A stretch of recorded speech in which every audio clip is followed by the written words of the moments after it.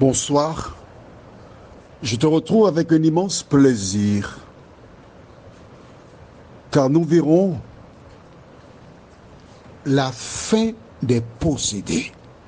Rappelle-toi, je t'avais dit que lorsque les démons sont entrés dans les 2000 pourceaux, ces derniers tombèrent dans la mer et moururent noyés. Donc tu as déjà une indication sur la fin des possédés. Juste avant, prions. Notre Seigneur, notre Dieu, merci pour la parole. Merci pour la Sainte Bible, qui par le passé était interdite aux gens. Mais aujourd'hui, nous la possédons. Nous avons acheté une Bible ou quelqu'un nous a offert une Bible.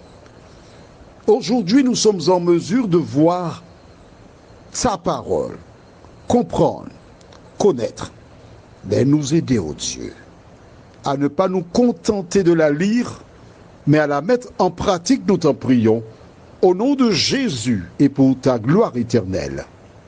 Amen. Sans plus tarder, allons au livre de Marc, chapitre 3, les versets 13 à 19. Il monta ensuite sur la montagne. Il appela ceux qu'il voulut, et ils vinrent auprès de lui. Il en établit 12 pour les avoir avec lui, et pour les envoyer prêcher avec le pouvoir de chasser les démons. Voici les 12 qu'il établit.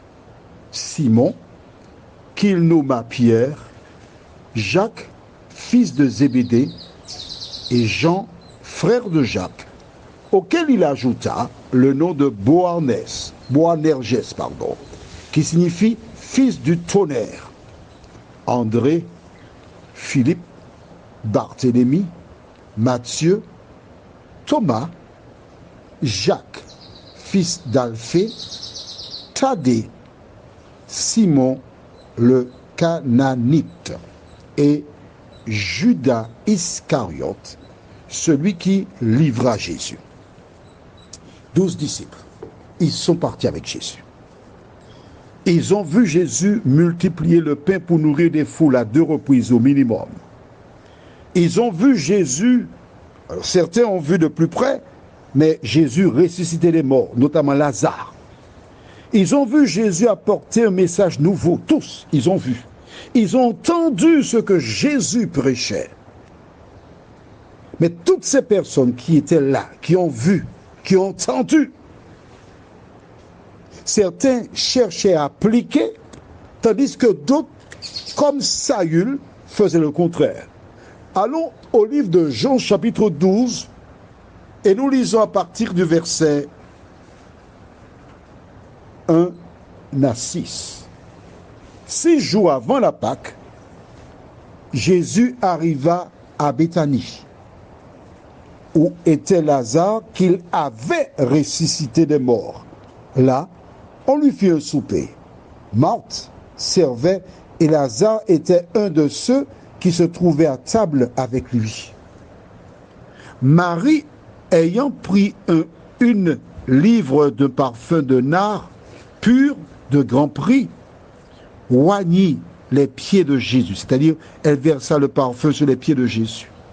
Et elle lui essuya les pieds avec ses cheveux, et la maison fut remplie de l'odeur du parfum.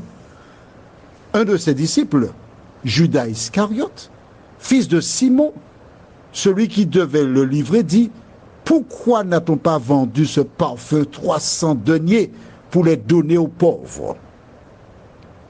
Il disait cela, non qu'il se mettait en peine des pauvres, mais parce qu'il était voleur et que, tenant la bourse, il prenait ce qu'on y mettait. Un disciple de Jésus, oui. Parfois, tu regardes des personnes, tu dis, ce monsieur-là, c'est un curé ou bien un pasteur, il a fait ci, il a fait ça. Ce sont des hommes. Jésus n'a jamais pris des personnes parfaites. À travers cela, il te démontre que les hommes du passé sont encore les hommes d'aujourd'hui, des pécheurs, qui ont tous besoin de Jésus, le sauveur du monde, pour être sauvés.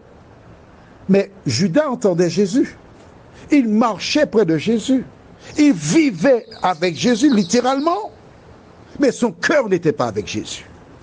Beaucoup de personnes jettent des pierres à Judas. Mais les personnes qui jettent justement les pierres à Judas sont pires que Judas.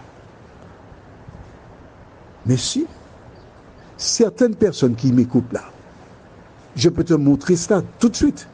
Va te regarder dans un miroir. Tu écoutes les audios. Tu comprends tout ce que je dis. Tu vois que c'est la vérité. Et que fais-tu de la vérité? Tu penses qu'il y a une différence entre Judas et toi? Aucune. Il entendait Jésus, il voyait ce que faisait Jésus, mais comment était sa vie? Rien n'avait changé. Qu'est-ce qui s'est passé? Alors je t'explique quelque chose quand même pour le dédouaner. Tu vas comprendre, c'est facile. En ce temps-là, il se trouve que les Israélites, ils attendaient le Messie. Mais pour eux, le Messie, c'était un libérateur. Ils étaient esclaves en Égypte. Dieu suscita Moïse pour les délivrer. Ensuite, Saül fut un libérateur. Gédéon fut un libérateur. Samson fut un libérateur. David fut un libérateur. Salomon fut un libérateur. Il y a eu beaucoup de personnes qui chaque fois venaient les délivrer. Et dans leur tête, ils espéraient avoir un roi qui viendrait physiquement les débarrasser des Romains, prendre la royauté et régner comme font les autres rois dans les autres nations. Et c'est là qu'ils se sont trompés. C'est pourquoi Mme Zébédée est venue voir Jésus lui disant permets que mes deux fils, quand tu auras le royaume, l'un soit à ta gauche, l'autre soit à droite. Ils étaient sur un royaume terrestre. Mais Jésus n'était pas venu pour mettre un royaume terrestre, mais il était venu pour sauver la race humaine. Et comme Jésus prend du temps pour prendre la royauté, il a réfléchi. Lorsqu'on a des blessés, Jésus peut les guérir. Des morts, il peut les ressusciter. En matière de nourriture, on n'a pas besoin d'avoir d'argent. Il multiplie 4 pains, il peut nourrir 20 000 personnes. Il a dit, bon, je vais voir les sacrificateurs, je vais vendre Jésus, je vais gagner 30 pièces d'argent, je mettrai Jésus devant le fait accompli, et il sera obligé de s'autoproclamer roi. Et bien sûr, étant donné que c'est moi qui ai organisé cette affaire-là, j'aurai encore une place dans le gouvernement, je serai ministre des Finances. Il a été vendre Jésus. À aucun moment, il n'a pas écouté ce que disait Jésus, parce qu'il était obnubilé par son projet. Et toi, que fais-tu? Il a été vendre Jésus. Et quand il a vendu Jésus, il regarde la tournure des événements. À ce moment, il commence à mettre de l'ordre dans son cerveau. Il commence à se rappeler de ce que Jésus avait dit. Il commence à comprendre que Jésus n'est pas venu pour être le roi, mais qu'il était l'agneau de Dieu qui ôte les péchés du monde. Mais oui, parce qu'il avait entendu ça aussi. Qu'est-ce qu'il fait? On va dans Matthieu 27. Et nous lisons les versets 1 à 5. Dès que le matin fut venu, tous les principaux sacrificateurs et les anciens du peuple tinrent conseil contre Jésus pour le faire mourir. Après l'avoir lié, ils l'emmenèrent et le livrèrent à Ponce Pilate, le gouverneur. Je m'arrête ici. Parce que Judas suit l'affaire.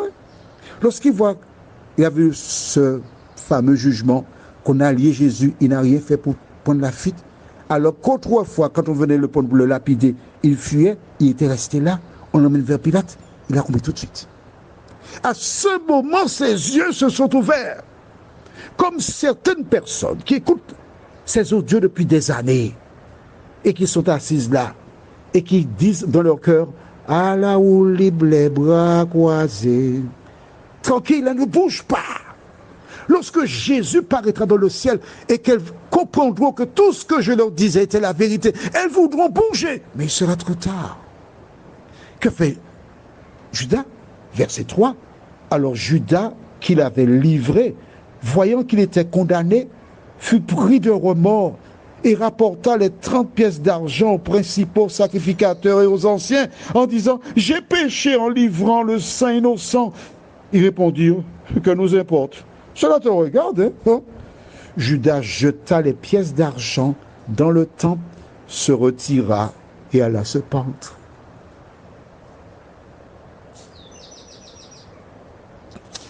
Chaque fois que je lis ce passage de la Bible, je suis angoissé. Un homme qui marchait près de Jésus. Un homme qui a vu les miracles que Jésus a opérés. Un homme qui était près du salut. Mais il était bloqué dans sa tradition de roi qui régnera sur Israël. Toi qui m'écoutes, toi qui entends, toi qui comprends, pourquoi veux-tu suivre l'exemple de Judas? Tu es si près du salut. Allons maintenant dans 1 Samuel. Pardon. On va faire un tour dans 1 Samuel chapitre 31. Tu te rappelles Saül? Qu'est-ce qui s'est passé pour lui? Nous lisons verset 1.